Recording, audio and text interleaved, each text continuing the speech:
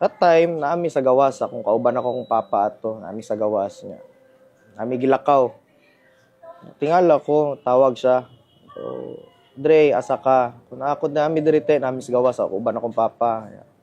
Siya, pag-book og ticket, be. Ang tanong ko siya, asa tapadong? Sas ko, ato tagtakloban. Unsa man ta didto, bas? Ako sige nang, unsa man ta didto? Ano siya nga, tabang ta didto. Without knowing his reason. Tabang ta dito.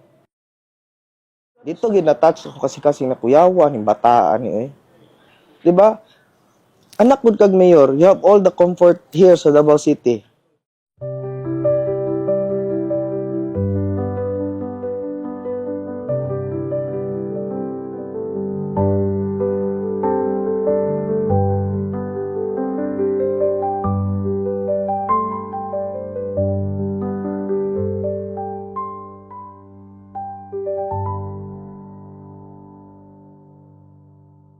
Ako si Andre Buko, ug mao kani akong istoryan Duterte.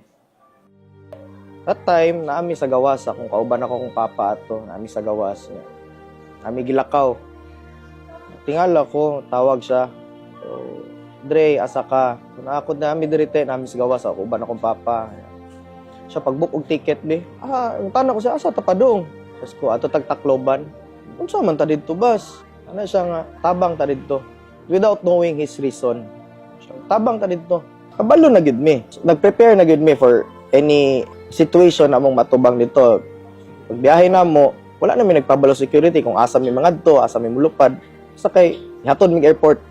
Pag sakay na mo eroplano ron, napay nakita sa mga itong kauban ng mga doktor. Amigo na mga doctors ba. That time, mga estudyante pa pud sila. Tanong, asa mo? Asa mo padulong mi Tacloban? Usa mo dito? Wala, maglaag lang mi. Mo pa mong tubag. So paglupad gyud na mo Tacloban, kana kung makita nimo sa nami sa eroplano ba, kita nimo kana pagtan-aw gud nimo sa ubos kana palanding na eroplano.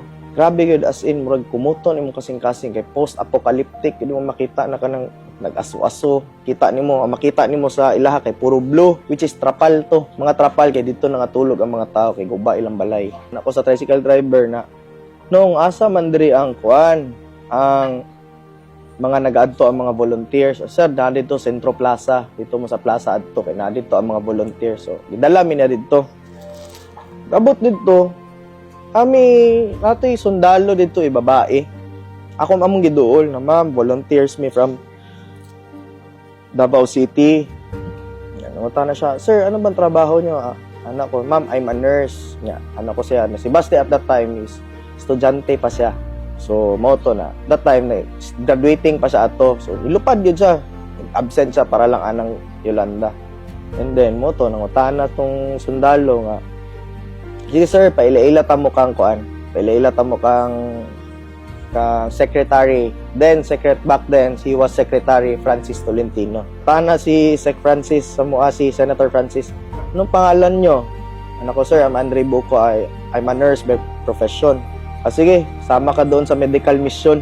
Ana siya. Sige sir, pagpangutana kang Basti. Siyempre, di man niya gusto ipahibaw nga siya si Basti Duterte. Kay, mo lagi, katong lakaw na mo is, wala di siya gusto mahibawan sa tao. Gitago, giniya, mong lakaw. So, siya, sir, I'm Sebastian. Tanaw siya sa kuha, Buko sir. False name yung yatag, Sebastian Buko. Siya, magkaano-ano kayo? Kapuli ko, pinsan ko po sir. Ni anak pagin si Sec Francis, hindi kayo magkamuka Gwapo daw kay si Basti. Pisoy. So sige pangatawa. Ako buwangan ni mo Ako kapanagang usaon ko to. Asawayan na hinoong ko. Di siya katawa. Sige, bukas, sama ka doon. Maghakot kayo ng patay. So mabuwag me. Sa bantay lagi kabiyaan ko ni mo, ba? Maghakot nagpatay ugma ha. Ako, dili di kong biya ni mo. Bahala lagi ng medical mission nila. Ugma. So that time din, nag-pitch namin sa mong tent, higda namin. Mga kadlawon siguro around 3 a.m. Prepare na mga volunteers. Katong di isa mong gipitchan og tent, na timing po nga katong area, puro taga Davao, DFRS. O sila ito na dito. Pagkaila niya mo, taga Davao mi ana, ay kami po taga Arcastillo mi. Si Baste nagpaila po siya nga, Baste ko anak, pero wag gyud nakaila pa niya at that time. So syempre sila dito medyo kuan naman sila, ahead man sila sa mua. Di-share na mo ang kuan, amo ang mga balon nga food ba. Syempre kabalo gud mi sa kahimtang sa volunteers nga luoy anak si Baste sa ko ato mga pagkaon ato kay luoy kay ni. Hibaw gid siya sa unsay gibati pud sa ubang volunteers na nag adto dito as early as day 1. Ano siya taga-ana to ning pagkaon luoy kay ni sila. So share na mong food, nagluto mi. Moto dito nagkamaraderie amo ang istorya, amo ang pamatasan po siyempre pareha taga Davao. Here comes na kanang kami na ron ang kuan mag-recovery nami. Kuwang gid among gamit. Siyempre wala mi ka prepare dapat din naka proper attire mo, naka boots, naka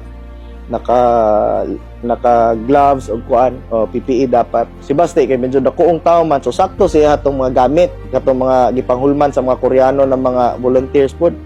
So dito pag start na mo gahakot og patay, dito ginamo nakita nga dili lalim ang giagian sa mga taga Tacloban. May mga bata dito na gikuha na mo kay naipit og kahoy. Ngunana ang kahimtang dito. Pero dito ko na believe kang mayor kay pagsulti na ana ang trabaho. Way pagduha-duha gyud gi-embrace niya ang iyahang duties dito as a Filipino nga magtrabaho ana. Ugaw kayo baho. Pero adyo kita any signs nga di niya kaya.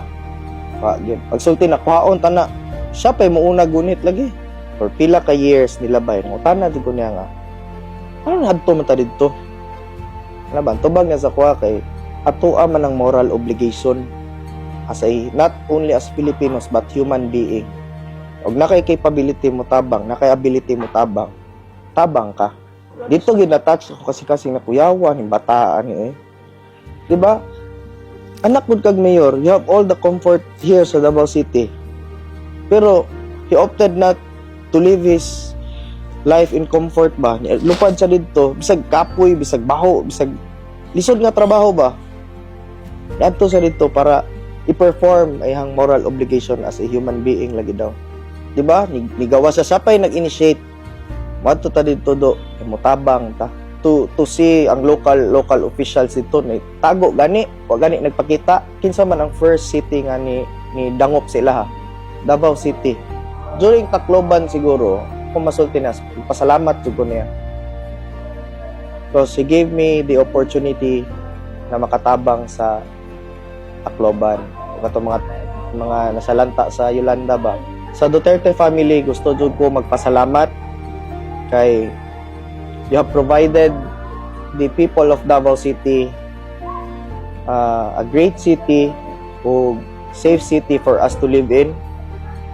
Thank you for all the opportunities na gihatag nimo sa mga Davaoenos o kanang ma-secure nato atong mga anak, ang future sa atong mga anak na dili ta mahadlok na mugawas atong anak sa dalan kabalo ta nga safe sila makauli sa balay.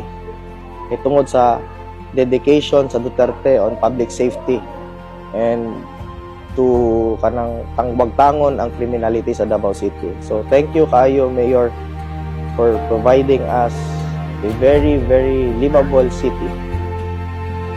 Ako si Andre Buko, kung mao kani akong istoryang Duterte.